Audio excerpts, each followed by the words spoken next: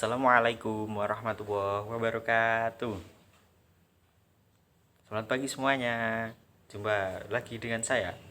Nama saya Alfa Zakaria. Di sini saya akan menerangkan tentang pengertian dan ketentuan sujud syukur. Sebelum kita mulai materi kali ini, alangkah baiknya kita membaca Ummul Kitab bersama, supaya apa yang kita pelajari hari ini bisa menjadi amal ibadah kita dan mendapat ridho dari Allah Subhanahu wa taala. Al-Hadiniyah Al-Fatihah.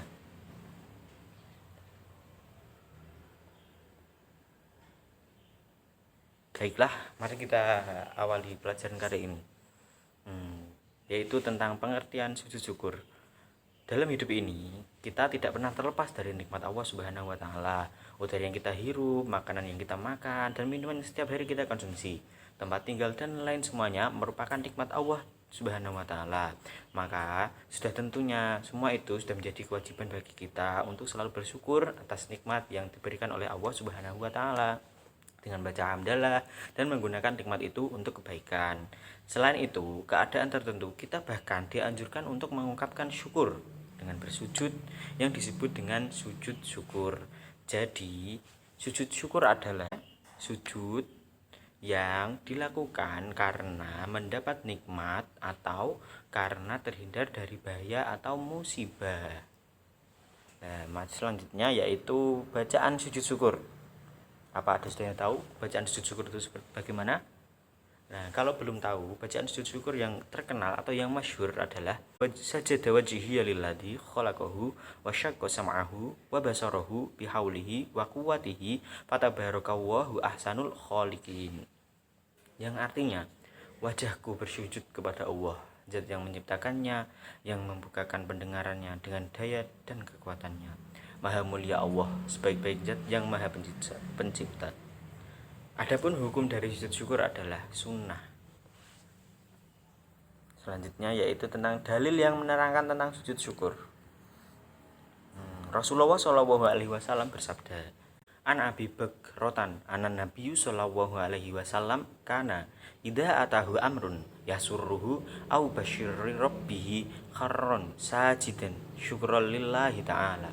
Rawahu Abu Dawud wa Ibnu Majah wa Tirmidzi wa hasanahu. Yang artinya, dari Abu Bakrah, sesungguhnya Rasulullah Shallallahu Alaihi Wasallam apabila mendapat sesuatu yang menyenangkan atau diberi kabar gembira, segeralah untuk sujud sebagai tanda syukur kepada Allah. Hadis riwayat Abu Dawud, Ibnu Majah, dan Tirmidzi yang menganggapnya sebagai hadis hasan. Dan adapun dalil yang lain yaitu Rasulullah Shallallahu Alaihi Wasallam bersabda, An Abdurrahman bin Auf anna Rasulullah sallallahu alaihi wasallam qala inni laqitu Jibril alaihi salam basyaroni wa qala inna rabbaka yaqulu man shalla 'alaika shallaitu alaihi wa man sallama 'alaika salamtu alaihi wa sajadtu lillahi syukran. Rawahul Hukmi wal Baihaqi.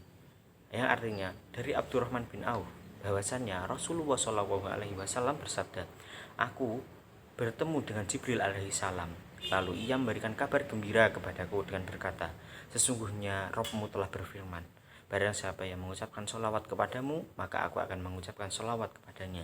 Barang siapa yang mengucapkan salam kepadamu, maka aku akan mengucapkan salam kepadanya.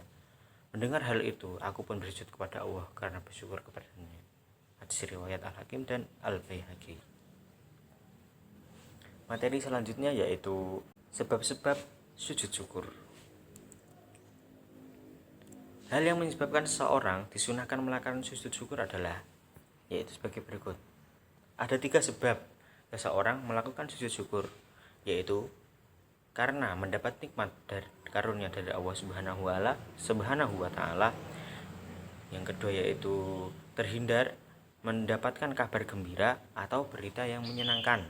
Dan yang ketiga yaitu terhindar atau selamat dari bahaya atau musibah yang akan menimpanya. Nah, itulah sebab-sebab orang melakukan sujud syukur. Yang selanjutnya yaitu syarat dan rukun sujud syukur.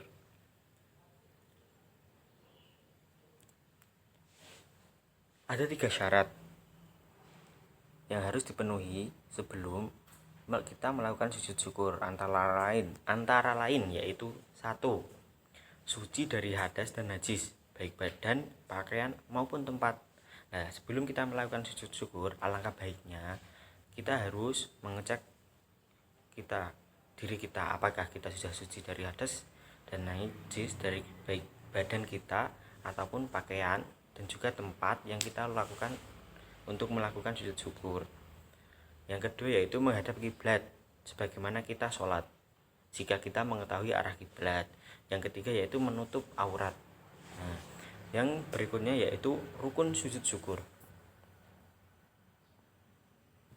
Rukun sujud syukur yang pertama yaitu niat, yaitu menyengaja mengerjakan sujud syukur. Yang kedua yaitu takbiratul ihram dengan membaca Allahu Akbar. Yang ketiga yaitu sujud sambil membaca doa sujud syukur. Yang keempat yaitu duduk sesudah sujud tanpa membaca tasyahud. Yang kelima yaitu salam sesudah bangun dari sujud. Yang keenam yaitu tertib maksudnya adalah dilakukan secara urut.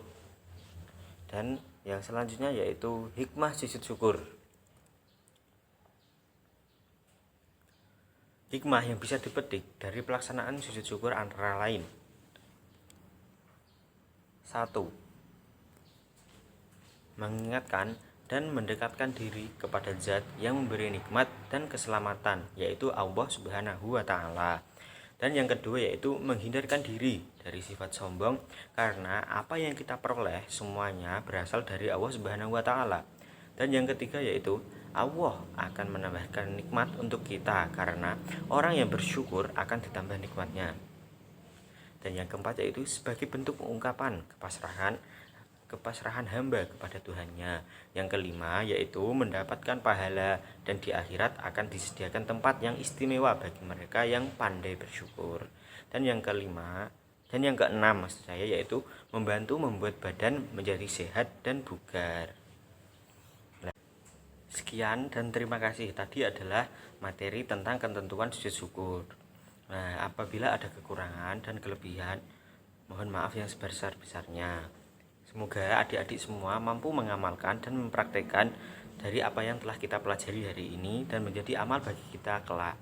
Wabillahi taufiq wal hidayah. Wassalamualaikum warahmatullahi wabarakatuh.